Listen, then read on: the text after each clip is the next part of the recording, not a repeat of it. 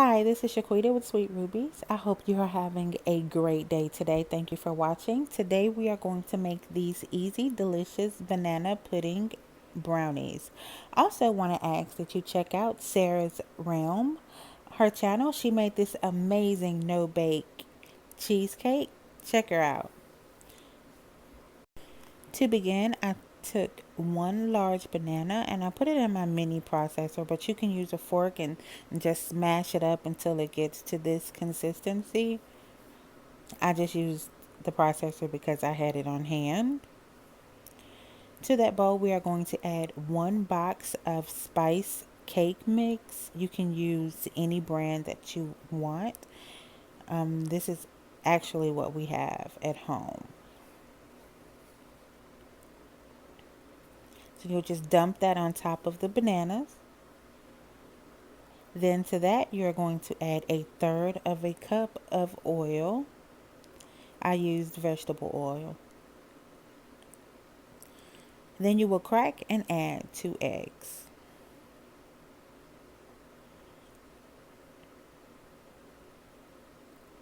To enhance the banana flavor, I'm going to use half of a box of banana cream jello pudding mix.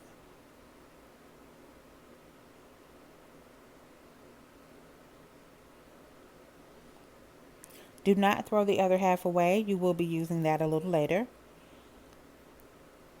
And you can just whisk it with your hand, or here I'm using my hand mixer, or you can use a stand mixer. It will have a blondie like texture, so I guess they could be called banana pudding blondies, but brownies will do. As you can see, you see it's kind of sticky.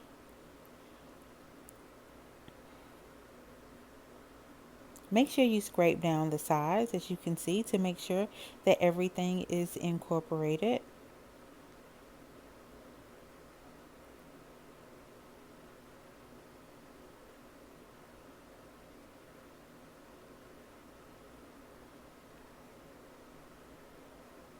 You're going to use your 9 by 13 pan, and I am spraying it with Baker's Joy because it has a little bit of flour in it, and it really keeps things from sticking to the pan.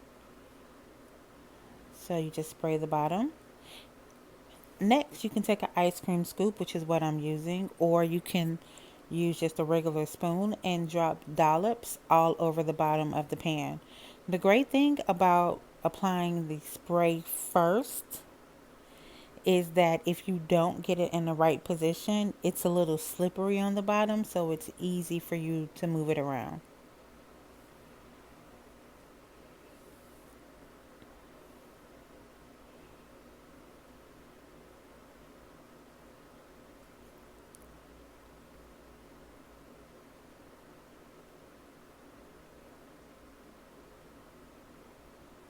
As you can see, I'm doing it here.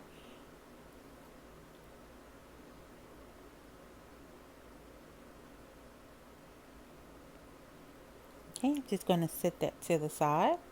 And then we are going to start on our banana pudding topping.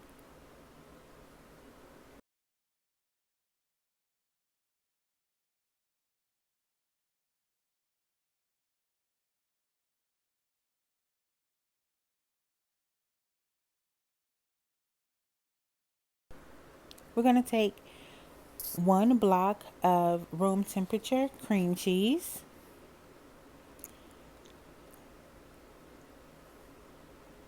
To that, I am going to add 2 tablespoons of sugar,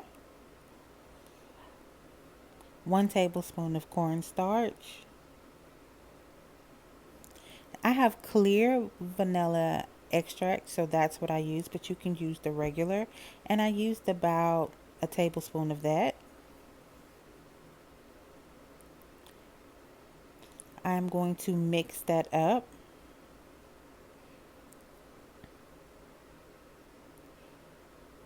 Making sure it's light and fluffy.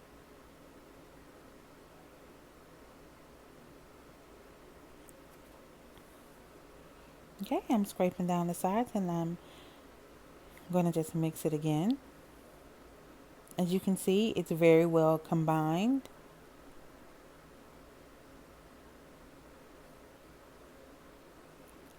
Then I'm going to take one egg that's been sitting out for about an hour, so it's room temperature. I'm going to mix that in. While I'm mixing this in, I will go ahead and tell you that I forgot to show that I put the other half of the banana cream jello mix in with the heavy cream, which I'm about to pour in. So I just put it in with the heavy cream and I just mix it a little just until it looks like it's dissolved. And I did that with the spoon. So I put it in here. So the other half of the pudding mix is in there with the heavy cream. It's just so our cheesecake mixture can taste like bananas as well. You mix it up. As you can see, do not over mix it because it has the heavy cream. It will turn into whipped cream, so do not do that. So as you can see, I'm just pouring it into the gaps, making sure it's covering up all of the gaps at the bottom of the pan.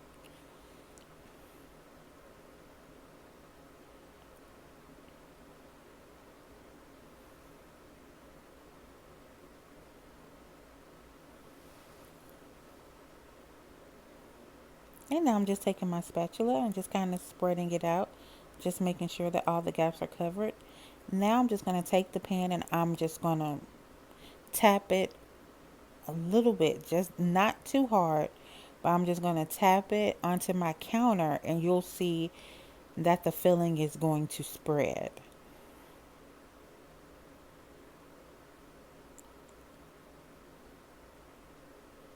Okay, I had my oven preheated to 350 degrees. I forgot to tell you that in the beginning. And I'm going to take a skewer and I'm just going to drag it through just so some of my cream mixture can combine with my blondie mixture. Just swirl it around. Now I am going to take my box of vanilla wafers and I'm just going to arrange them. You can arrange them any way that you like. I just did them in a line. Since this is my first time doing this, I wasn't sure how I wanted them, but it turned out perfectly fine.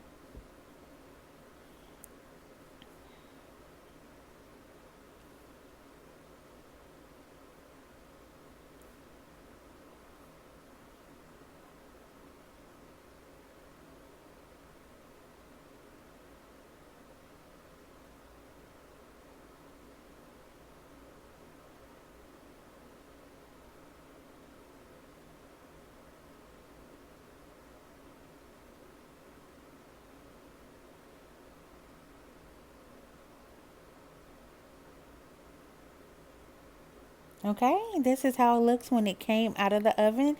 It cooked for 25 to 30 minutes, depending upon your oven.